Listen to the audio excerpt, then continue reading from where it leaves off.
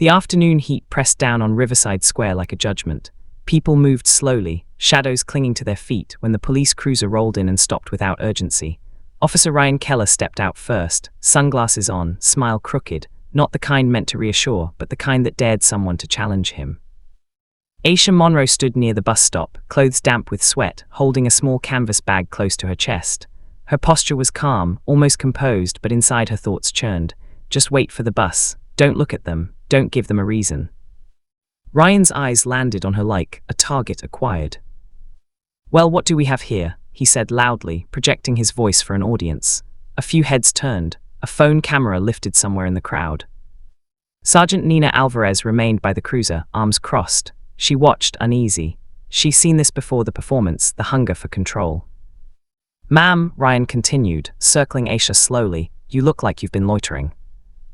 "I'm waiting for the bus," Aisha said softly. Her voice didn't shake. That alone irritated him. "Waiting," he laughed. "You've been here 15 minutes, that's suspicious." From across the street, Marcus Reed shifted his weight, clutching a paper cup. He'd learned when to stay invisible, but his eyes never left Aisha. This isn't right, he thought. It never is. Ryan signaled to the fire hydrant nearby. "It's hot out here. Maybe we cool things down." Aisha's breath caught. "Officer, I didn't do anything." "Didn't I just say you were suspicious?" Ryan replied, already twisting the hydrant valve. Water burst out violently, the hose jerking to life like a living thing. The first blast hit Aisha square in the chest, knocking her back. Gasps rippled through the small crowd. Her bag fell, splashing into a puddle as water soaked her hair, her clothes clinging to her skin. "Stop!" someone shouted. Ryan laughed. "This is for public safety," he said, aiming the hose again. "Gotta wash the streets clean." Sergeant Alvarez took a step forward. "Ryan, that's enough." He glanced back at her. "Relax, I'm keeping order." Aisha struggled to stand, water pouring down her face. "Don't cry," she told herself. "Don't give them that." Across the square, Mrs. Evelyn Carter emerged from her shop doorway, hands trembling. "That woman hasn't done anything," she yelled, her voice sharp with age and disbelief. Ryan ignored her. Captain Howard Mills arrived moments later, his car pulling up with deliberate calm. He surveyed the scene, expression unreadable. "What's going on here?" "Just a disturbance, sir," Ryan said easily. "Handled." Captain Mills nodded once. "Make it quick, we don't need a scene." The crowd murmured, phones kept recording. Aisha bent down, reaching for her soaked bag. For a split second her hand hesitated, then she pulled it toward her, fingers tightening around something inside. Her eyes lifted, meeting Ryan's gaze. There was no fear in them now. Ryan smirked. "What are you hiding in there, huh?" Aisha stood fully, water dripping from her hair, face calm in a way that unsettled him. "Something you shouldn't have touched." For the first time, Ryan felt a flicker of uncertainty. Not fear, just a crack in his certainty. Daniel Brooks, standing at the edge of the crowd with a press badge half hidden under his jacket, raised his camera. He whispered to himself, "This is bigger than it looks." The hose sputtered, the square fell strangely quiet. And Aisha opened her bag. The crowd didn't disperse. If anything, it leaned closer, as if the square itself sensed that something irreversible had begun. Aisha didn't pull the object out yet. She simply held the bag open, letting the moment stretch until silence grew uncomfortable. Officer Ryan Keller felt it first, the loss of control. He snapped, "Close that bag, now." Aisha didn't move. Captain Howard Mills cleared his throat. "Ma'am, you're escalating this." Aisha finally spoke, her voice quiet but cutting. "No, sir, you already escalated it." Daniel Brooks stepped forward, camera steady. "Captain Mills, can you confirm why a civilian was hosed down without cause?" Mills shot him a warning glance. "This is an active situation." "Active abuse," Daniel replied calmly. Sergeant Nina Alvarez felt her pulse quicken. "This is wrong. It's been wrong for a long time." She looked at Ryan, hoping, irrationally, that he'd stop. He didn't. "Empty the bag," Ryan ordered, slowly. Aisha exhaled, memories crashing in without permission. 6 years earlier. Rain hammered the roof of a cramped apartment. Aisha sat at a small kitchen table, textbooks spread open, exhaustion etched into her face. Her mother coughed violently in the next room. "You're still studying," her mother called weakly. I'm almost done, Aisha replied, forcing a smile that couldn't be seen. She had believed that hard work could outrun circumstance, nursing school applications, night shifts, hope stitched together with determination. Then came the traffic stop, the officer, the charge that didn't make sense, the public defender who never returned calls. Case dismissed, they said, no apology, no record corrected. But something else stayed. Back in Riverside Square, Marcus Reed felt a knot in his chest. He recognized that look on Aisha's face, the look of someone who had already survived the worst. Mrs. Evelyn Carter pushed through the crowd, standing beside Aisha. You don't have to do this alone, she said softly. Aisha nodded once, grateful but focused. Ryan scoffed, you people always play the victim. That word, victim, made something in Aisha harden. She reached into the bag and pulled out a thin, weathered folder. Not dramatic, not flashy. Just paper.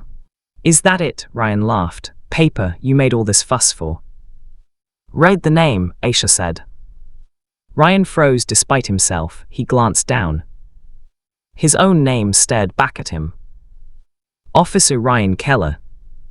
The laughter died around them. Captain Mills stepped closer, face tightening. Where did you get that? Daniel's eyes widened as he zoomed in. Internal Affairs file number, he murmured. That's sealed. Aisha held the folder steady, water still dripping from her sleeves. You stopped me 6 years ago. You falsified a report. You didn't think I noticed. Ryan's jaw clenched. You're lying.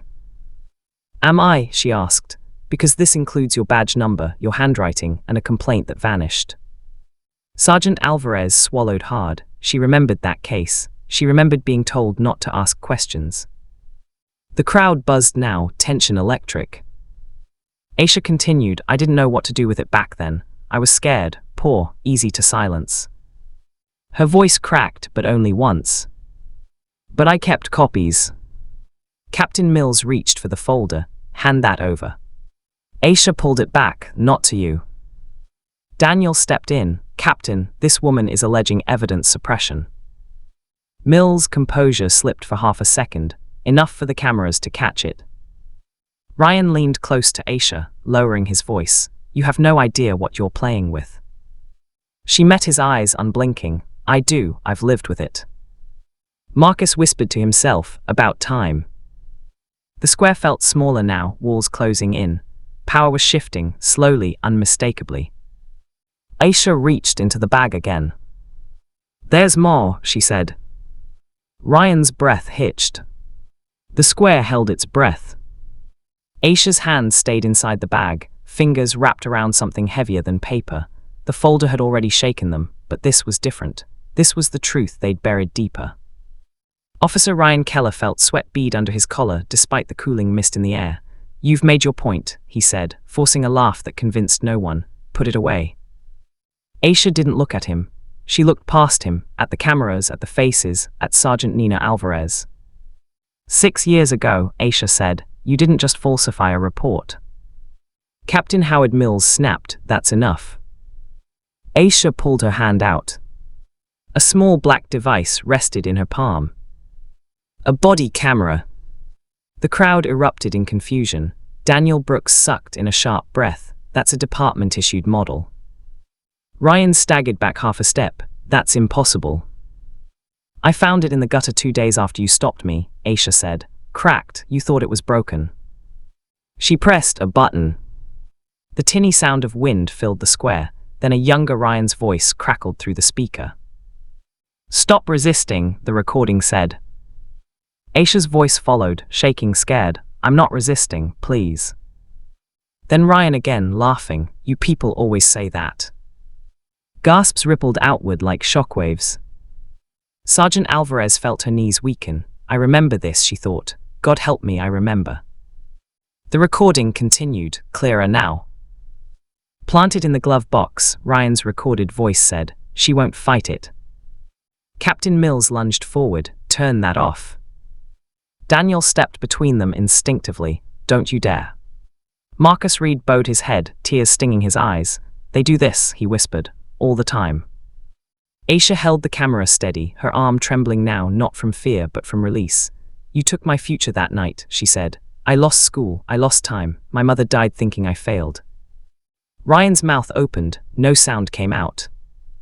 Mrs. Evelyn Carter clutched her chest. My God. Phones rose higher, the square was no longer a place, it was a courtroom. Captain Mills tried to regain control. This footage could be manipulated. Aisha met his gaze. Internal Affairs already verified it. That landed like a hammer. Sergeant Alvarez stepped forward, voice breaking but firm. It's real, Captain. Silence fell, heavy, condemning. Ryan finally spoke, his voice small. Aisha, we can talk about this.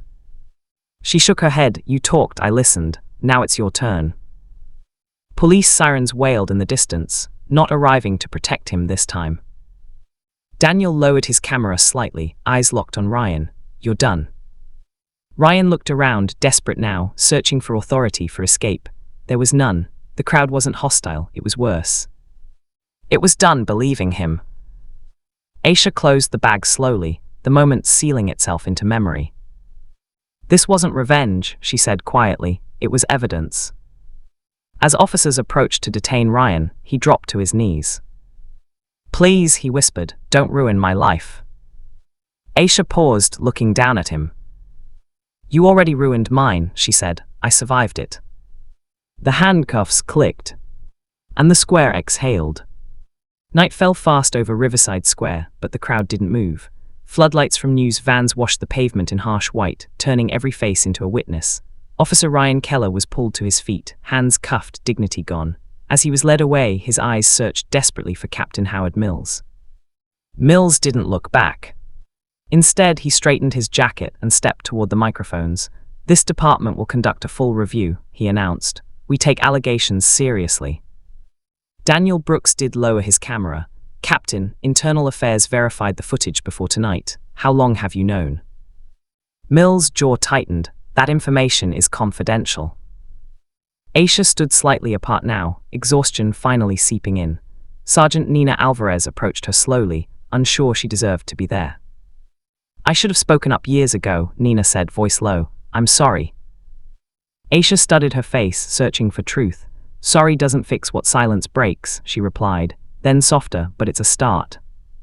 Behind them, Marcus Reed watched Ryan disappear into a cruiser.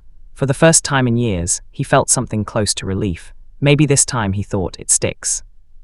The pressure turned toward Mills. Mrs. Evelyn Carter stepped forward unexpectedly, her small frame rigid with resolve. Captain, she said, my shop has cameras. I've seen your officers harass people for years. If you bury this, I'll release everything. The crowd murmured again, angrier now, braver. Mills' control faltered. He glanced at Daniel, then at the officers surrounding him. He realized too late that the shield of authority was cracking. Sirens approached again, different this time. State investigators stepped out of unmarked vehicles. A woman in a dark coat addressed Mills directly. Captain Howard Mills, you are being placed on administrative leave pending investigation into evidence suppression and abuse of authority. The words hung heavy in the air. Sergeant Alvarez let out a shaky breath. Cameras caught it all. Aisha closed her eyes briefly, not triumph, just release. Daniel lowered his camera and turned to her. People are going to know your name. Aisha shook her head. I don't want fame, I want quiet and accountability. As Mills was escorted away, he finally looked at Aisha. You could have handled this privately. She met his gaze, steady. You never gave me that option.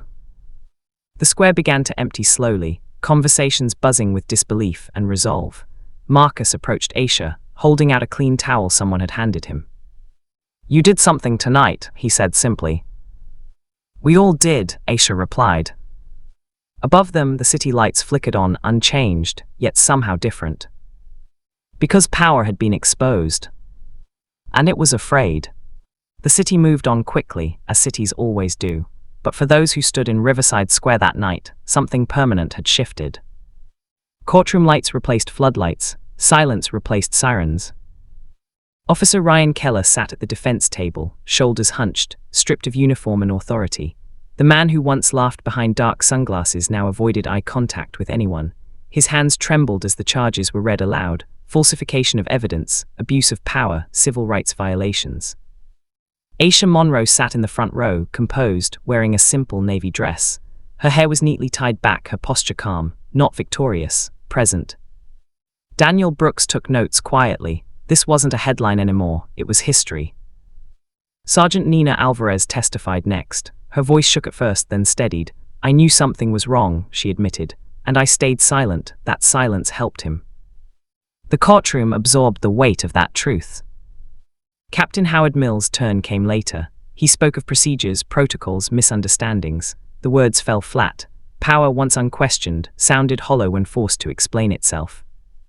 When Aisha was called to the stand, the room leaned forward.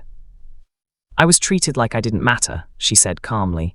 Like pain was entertainment, but I kept the truth because I believed one day it would matter more than fear. Ryan finally looked up.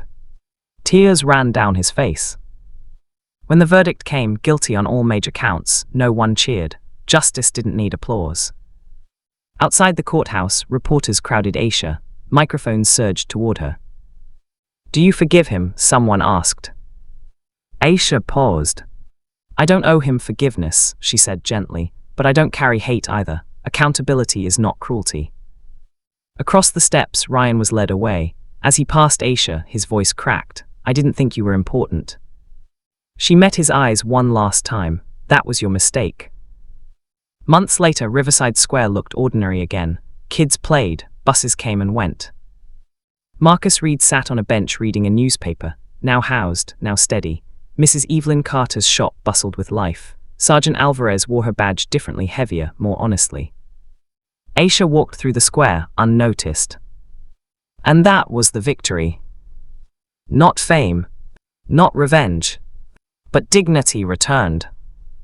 Because power only wins when no one remembers the truth. And this time, someone did.